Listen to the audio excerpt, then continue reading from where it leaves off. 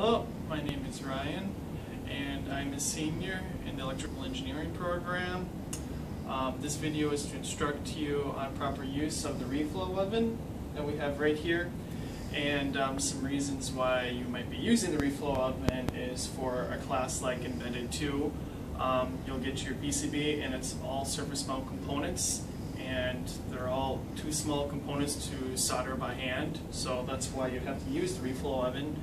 And if you have a cool project that has a PCB with the same results, just too small of components, in which case you'll have to use a reflow oven of some kind.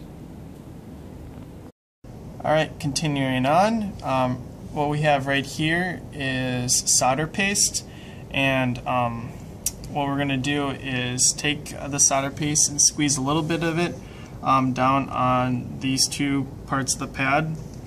And why we are doing this, compared to hand soldering, which you would have your solder and you'd heat up the spot and then you put the solder in there and that would fuse the part to the board.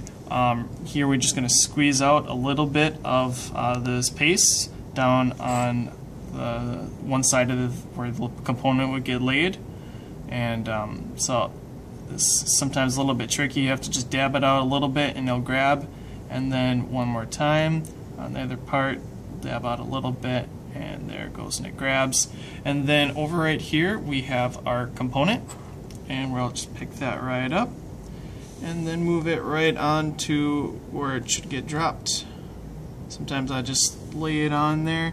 You can move it around a little bit. That paste usually doesn't follow too much off the pads, and even if it's a little bit off, once you put it in the reflow oven, the solder will actually sink back down to the pads, so it'll stay there nice and neat. Alright, so here we have our PCB, and this is the reflow oven. Once you're done with putting down the solder paste and laying down all your components on the board, keep it level like this. If you tip it, your components will obviously fall off because that paste doesn't stick too well to them. So try to keep it level when you bring it to the reflow oven, and when you put it inside, do it nice and smoothly and have it go into the center of the reflow oven. And then right inside here, this is the thermocouple.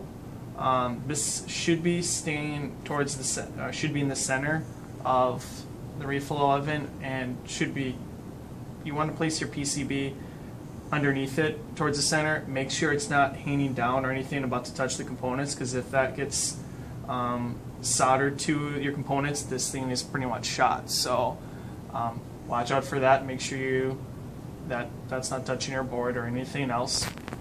And then once it's in there, just nice and softly close this up, and then we'll move right on over here to the screen. If it's a black screen, it's just in sleep mode, so obviously you touch it to wake it up, but right now it's not. Over here in the settings we have just a little time selection. You shouldn't have to ever be in the settings part. And to operate it, we have lead and lead free. And so depending on what type of solder paste you used, whether it's lead based or lead free, obviously you'd go with which one you selected. So we assume you did lead free.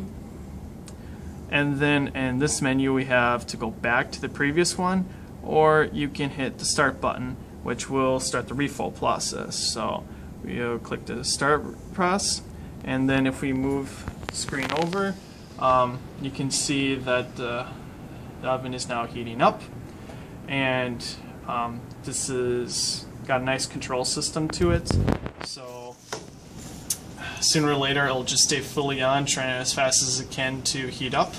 If we look back at the screen down here, we have a graph showing what the temperature is at. It says what its peak temperature it was at, the duration of how long it was in there, and then down in the corner we also have an emergency stop, just in case if like that disaster scenario happens where the thermocouple accidentally gets soldered to your board. So if you see it fall down or something and it's about to touch the board, that's probably a good time to do the emergency stop. Otherwise, hopefully you should never ever have to do it. Or of course, it's an emergency stop if something lights on fire, of course. And so right now, as we see here, the board is heating up, and then sooner or later, after a little bit of time, that line should start to curve off. And then so our x-axis we have right here is time, obviously, versus the temperature it goes by. And this is done in Celsius, so it's getting really, really hot, as you see right now. And then coming back over here to the oven, obviously the flickering that's going on here is normal, and it's just because of the control system. It's trying to maintain a perfect temperature right now. So that is essentially what's going on. And looking back over to the graph, we can now start to see that it's curving off. So what's happening is there's a heat profile that it tries to stay to. So it will want to heat up to about 150 degrees Celsius, and that's where that paste will liquefy and grab all the components and put them together. And then after that, it pretty much has it settled. So it's just doing a little settling to make sure all the components have evenly heated up, liquefied, and have grabbed. Once that's done, it will curve up one more time if you have a lead-based one. Otherwise, I believe the lead-free one will just stop and it'll do its cool down. Since we don't really have anything in there, we'll just do an emergency stop. And so right here, this is actually a motor to open up the door for the cooling process, but since we don't have this right now, there's one thing you do not want to do, and that's to fully throw this open, because otherwise you might crack the solder because you cooled it down too fast. So you need to just let it sit in there and cool over time, and when that would finish, you can actually watch the thing go down and see how fast it's cooling. Like I said, this little mechanical motor over there was just it'll be one of Nate's new improvements, in which case the door will open up and slowly help it cool down at a good rate so that it doesn't drop to the temperature too fast. And that is how to use the reflow oven.